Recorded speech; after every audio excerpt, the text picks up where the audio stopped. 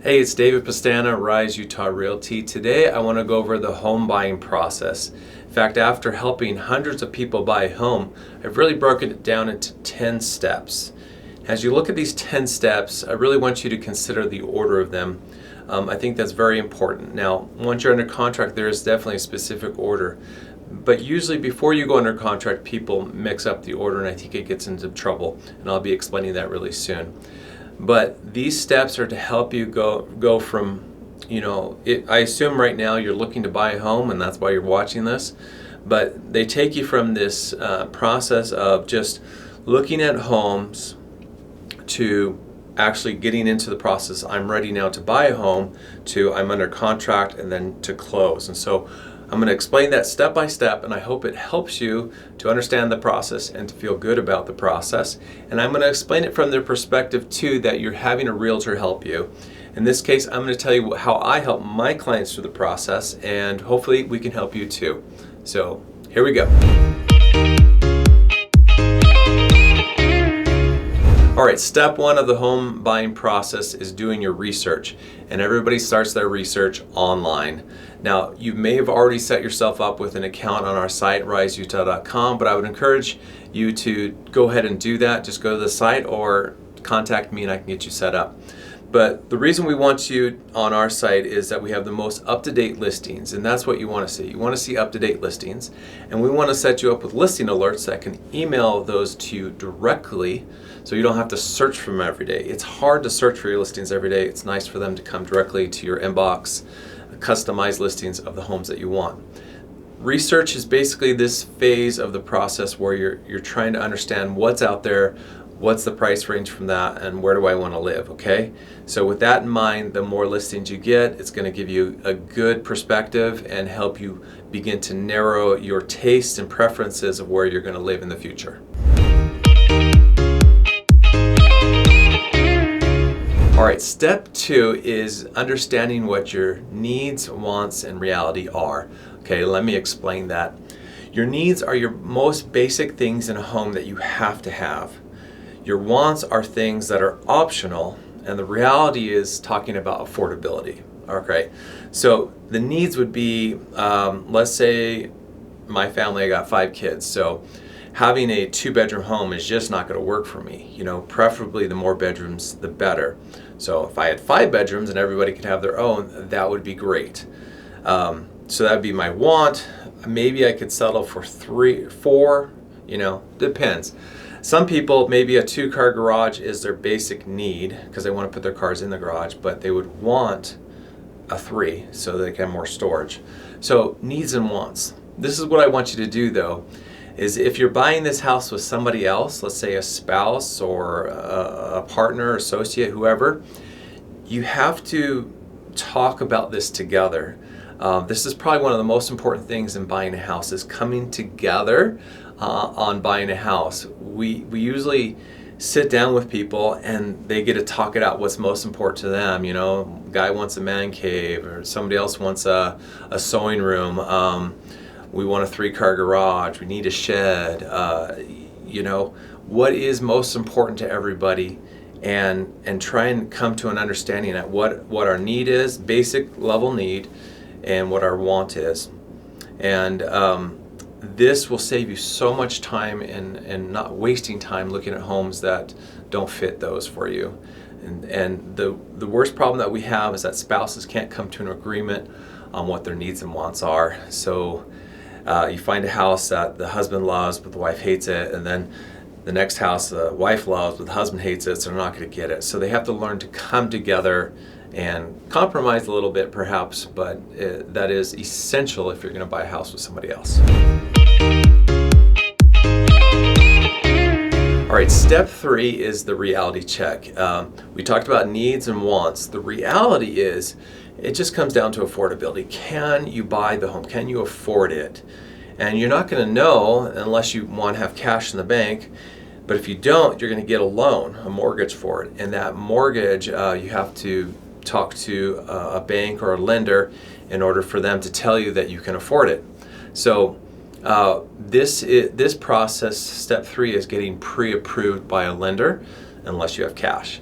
The pre-approval process is very important because it's going to not only tell you whether you're going to buy, a lot of people already know that they can buy, but it's going to define the down payment. It's going to define your rate. You're going to pretty much know roughly where your payment's going to be, and that's pretty important because too many people, when they go into the home buying process, they guess what they can afford. And so they may be looking at homes that are just outside of their price range, or maybe they're in their price range, but they really shouldn't be spending that much money. So putting a number to it, I feel is very important, because you can't look at stuff you want to buy unless you know you can buy it. It's like going out there and you fall in love with a beautiful Mercedes, but your price range is a Honda Accord. So you have to have some perspective. Now, we all like to dream, and that's okay. That's what the Parade of Homes is all about, is going out there and seeing how beautiful homes can be. But in this instance, for you, you want to make sure that it's definitely in your price range. And there is another very important part to it, is that when you make an offer on a home, if you don't have a pre-approval in place, they're not going to consider your offer very seriously, because you haven't figured out your finances. They don't want to. No seller is going to want to accept offers that haven't been vetted by a lender. So they don't know how you're going to buy it. They don't know what your down payment is, and your down payment and everything has to be disclosed on the purchase contract. So again, it makes it much more difficult for a seller to accept a buyer's offer. So I'd encourage you, one, to get pre-approved so that you know the details and feel comfortable with the price range that you're looking in, so you don't get ahead of yourself. And secondly, so that the seller, when they see your offer, they'll take it seriously because they know you've been vetted by a lender and you're confident in making an offer to them. All right, step 4 is narrowing your home search. At this point, we're making this transition from looking to buying. So you can't say I'm just looking now. I'm actually in the buying phase, but I'm looking for that right one. At this point, we hope that you have a much better understanding of the house that you're looking for, the price range, and the location. And what we can do is we often reset your listing alert so that it matches this new found knowledge of what you want and need and what you can afford. So you're going to go from seeing hundreds of listings down to like 10, 20 homes. And that moves us really into step 5, which is home tours. Okay, so now that you know what you want, you're looking at all these homes, well, you're ready. So let's go tour them. That's really the next step. If you're buying a car, it's like you've identified the car. It's now time to do the test drive. Well, we're going to do the test drive by going out to these homes and looking at them. It's sometimes a very different experience between looking at photos and actually seeing it in person. So I found homes I didn't like in photos, but I loved in person, and vice versa. So what we'll do is once you get approved and you know the homes that you want, you can tell us as realtors and we set everything up. I typically recommend choosing somewhere between 4 and 6 homes at a time. That usually will take somewhere between 2 and 3 hours to see those homes. And depending on the driving and everything, typically if like you're looking at homes in Lehigh and then you want to also look at homes in Spanish Fork, we may take segments and just look in Lehigh or look in Spanish Fork or whatever area. And the reason you don't want to see much more than 6 homes in a row is it gets confusing. Have you ever been like smelling cologne or perfume? After about 2 or 3, you lose your sensitivity to the difference. And when you fatigue, especially, I'll say this, if you have children coming with you, it gets very difficult to see that many homes. So what we do is we want to take it in little bits. We can see homes every single day, but let's just do it 1 to 2 hours a day. We could also see 1 home at a time, so you don't have to put all that pressure on you. I have plenty of clients who know exactly what they want, so they only call me or once we know the home that they want to see. So I'll meet them, let's say in Springville or Salt Lake, and I'll just show them that 1 home. Or we set up a time, let's say it's a Thursday morning or Saturday afternoon, whenever it may be, and then we can set up the time to go see those homes. One thing you do need to understand is that there are real sellers out there that live in these homes, so we just can't drop by the house. We have to give them some warning. Typically, when we set up an appointment, we typically are allotted an hour block of time to tour that home. So, if we come there a little late, we still have the hour. So if we set a 3 o'clock appointment, we have 3 to 4 to see it. So when we're seeing other homes, if we have to show up within that time frame. And usually when you find the home that you really like, you're going to spend a lot more time on it. But typically, you got to go through these homes quicker, and then you rank the homes that you saw and say which one was best today. So if I saw 4 homes and I say home 1, 2, 3, 4, out of these homes, which one was the best? And let's say home 3 won. The next question you have to ask yourself, is it good enough for us to buy? If it is, you put an offer. If it's not, then you got to go search for homes again. So you throw them all away, and then you start over with a new search and a new time going out. All right, step 6, which I alluded to, is make an offer. So when you've seen these homes and you find one that you like, let's make an offer. Making an offer involves writing up a real estate purchase contract and submitting that to the listing agent or directly to the seller if it's for sale by owner. In this offer, we have to say what's the purchase price. So let me just back up and say that most things are negotiable. Even though they're negotiable, it doesn't mean that the seller's going to negotiate with you on that.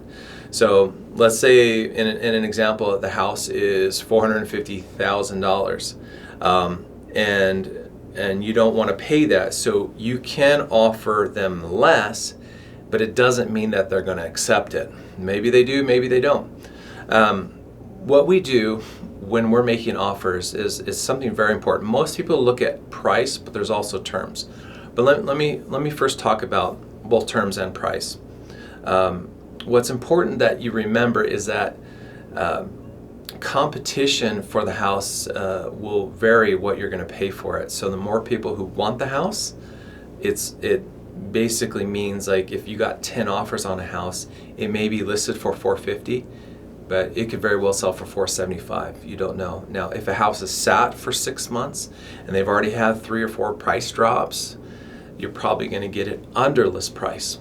But what we do is we always look at the competition when analyzing what you should make an offer on. And the next thing you also understand is when making an offer, we have to look at the comps.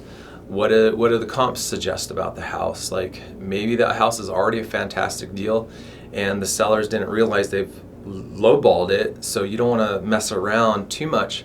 You just want to give them the offer because that's already a fantastic offer. We don't know.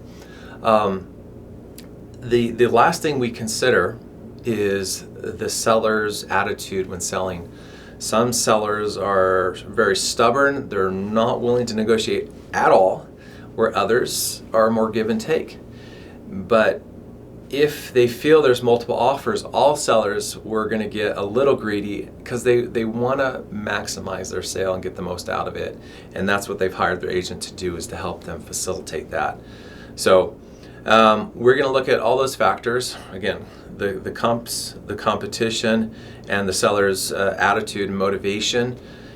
We do that by talking with the agent and pulling out as much information as we can so that when we submit an offer, we know what to submit it as. So one is the price, but you also have to understand that outside of price, there's earnest money, there's down payment. The more down payment typically is a more secure loan, or if it was all cash, that's the most secure. There is, are you going to include a home warranty in that? Are you going to pay for the HOA fees, or does the seller have to pay for that? There's HOA transfer fees if that's included. There's also due diligence deadlines, and I'll explain those in a second, and how fast you're going to close. So when we understand what the seller wants outside of price, we want to understand all those other important things. Maybe the people would accept an offer for less if you could close faster. Or maybe they don't really care about the time, it's just all about the total dollar back that they get back, okay? So there's so many nuances, but you got to understand there's many more things going on than price that motivate sellers. Sometimes it's just if they think you're a great couple or an individual and you're going to fit in perfectly into their neighborhood. What I want you to understand as far as negotiating is that we do work for you. We are certified negotiators, and you have to always find out the position of the seller and then maximize the information you know about them so that you can leverage it to get yourself the best deal.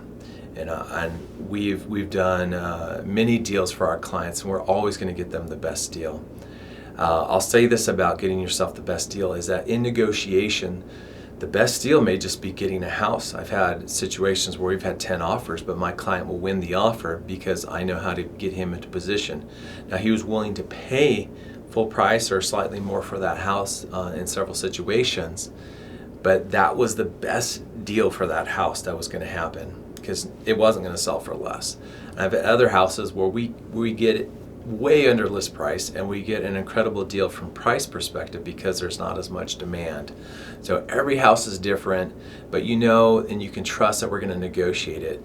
Negotiation can be tough. It can take a couple days kind of going back and forth. You know, you give them an offer, you give them a day or 2 days depending on their needs. They respond back to you, they give you a day, and that could go back. But what we try and do as quick as possible is get it under contract so that negotiation stops and you're locked in and it's your property. All right, step 8, they've accepted your offer. This is fantastic. You are under contract. Now, by being under contract, it says that you're going to buy the house, but it doesn't commit you to buy the house. What you need to understand about being under contract is there's a couple ways or a couple things that you're going to need to do. Let me explain those. First thing is once you're under contract, you're going to have to, within 4 days of their acceptance, you're going to have to deposit what's called earnest money.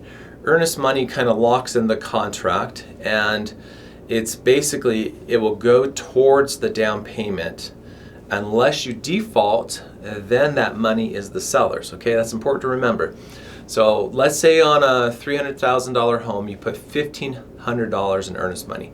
Earnest money can be 0.5% to 1% of the contract typically. If you want to prove you're more anxious to buy the house, you could put even more down.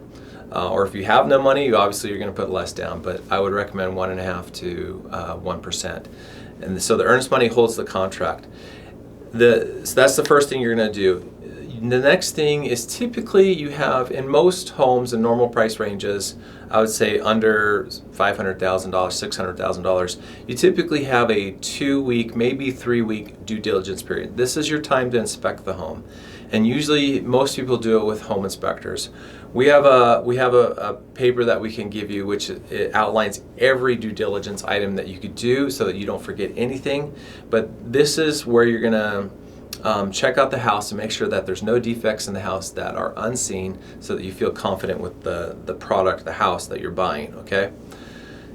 The next phase, and it kind of goes simultaneously with the due diligence, is the financing. So as soon as you get under contract, you tell your lender, you make sure you give them all the paperwork that they need, but you have somewhere between, let's say 3 and 5 weeks to finish your financing, get your final approval, get your appraisal done.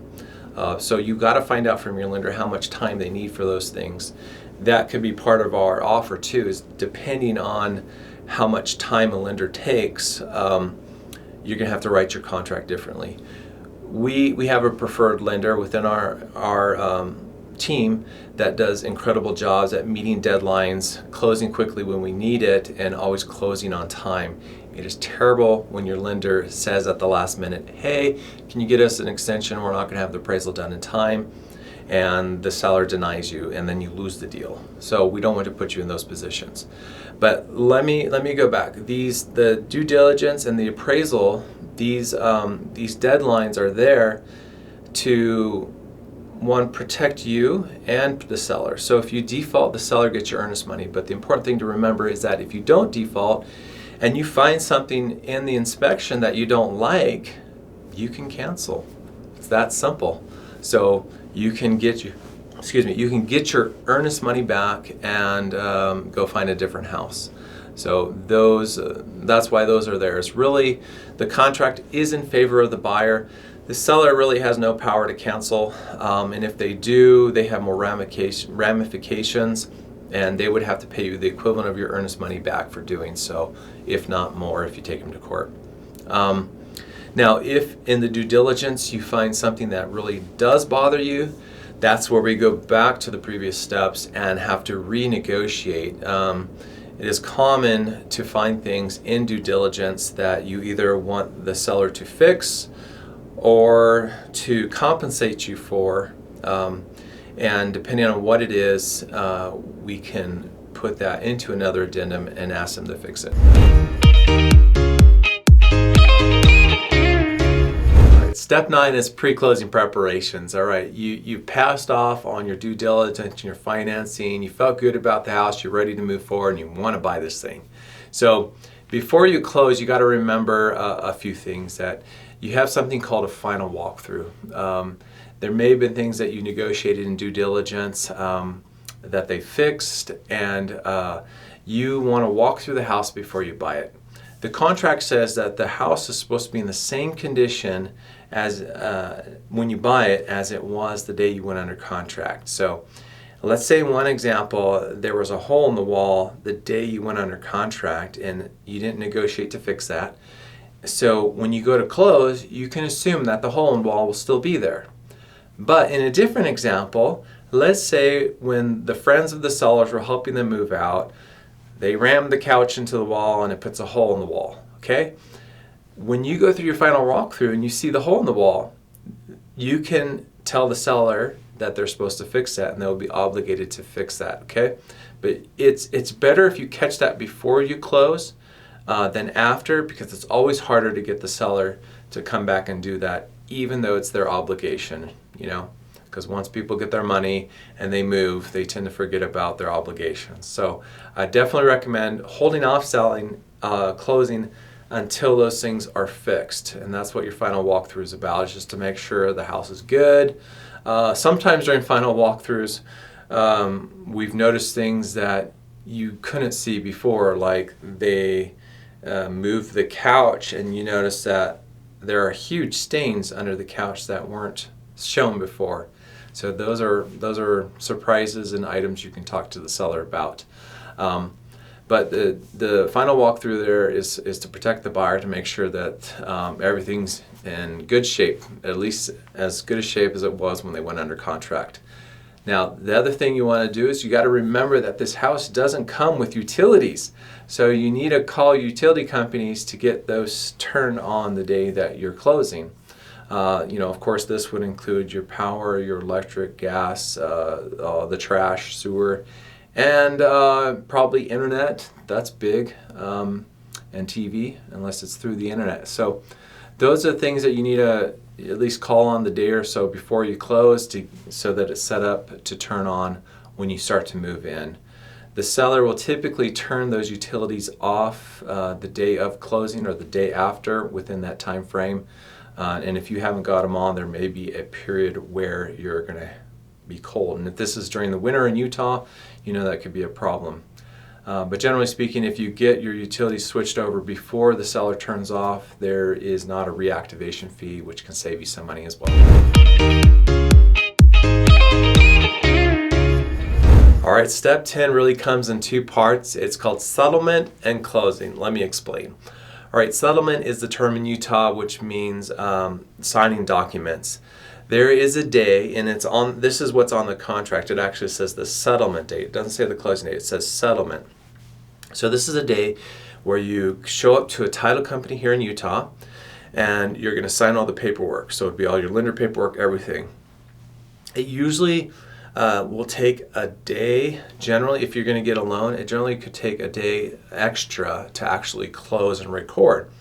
So closing refers to this idea that everything is recorded and the ownership is transferred, where settlement just refers to the signing of the documents. So we typically check with the lender depending on who you use, how long that'll take. Some lenders can, because after you sign the paperwork, they have to review it with their funding department, and that can often delay it enough to where the closing doesn't happen until the next day, where others are faster and they can do everything same day. So depending on the lender, once you sign, closing in most cases is the next day. Especially if you're signing in the afternoon, it's absolutely going to be the next day. But the next day, what happens is that's when you get the keys. You get the keys to the house once it funds, records, that's closed. And that's when the keys are given to you. So you're not going to get them when you sign, you're going to get them when you close. And that's where we get to give you the keys, or we meet you at the house, we open it up, and this is officially your house. Congratulations, you earned it, you got it, you went through, you know it's the right house for you, and you get to start moving in. Oftentimes, because of this delay, if you want to move in over a weekend, typically what I recommend is signing on a Thursday with the assumption that the lender will take a little while, and you record on a Friday so that by Friday afternoon you can get the keys and move into your new house. If you're a seller and you want the weekend to move out, they can sign on Friday with the assumption that it'll probably record on Monday, so you pretty much have the weekend to move out. Then as soon as the weekend's over, it records, and then it's their property. So we can put that into the contract to make sure that you close on the date that's most fitted for you to take some time off and to move into your gorgeous new house, say hi to your neighbors, and then they can come over and visit you and give you treats because they're welcoming you to the new neighborhood. It is so fun to be part of a neighborhood and a community and to own real estate. And this concludes the 10 steps of buying a home. And if you hire us as realtors, we definitely help you along the whole way explaining it. Of course, there's a lot more that we could explain, intricate details, but just know that me or my team will be there to help you along the way. And if you have any questions, of course, comment below. I can respond to that, or direct message me, give us a shout out. Appreciate it. Thank you. Hey, it's David here. Thank you again for watching this video. I really appreciate you supporting the content and your involvement. Please share it with your family and friends so we can keep giving you good stuff. And of course, as always, we are real estate brokers here in the state of Utah. We would love to help you. And we have a huge network outside if you need help there too to find you the best realtor. But give us a call or direct message us below. Thanks.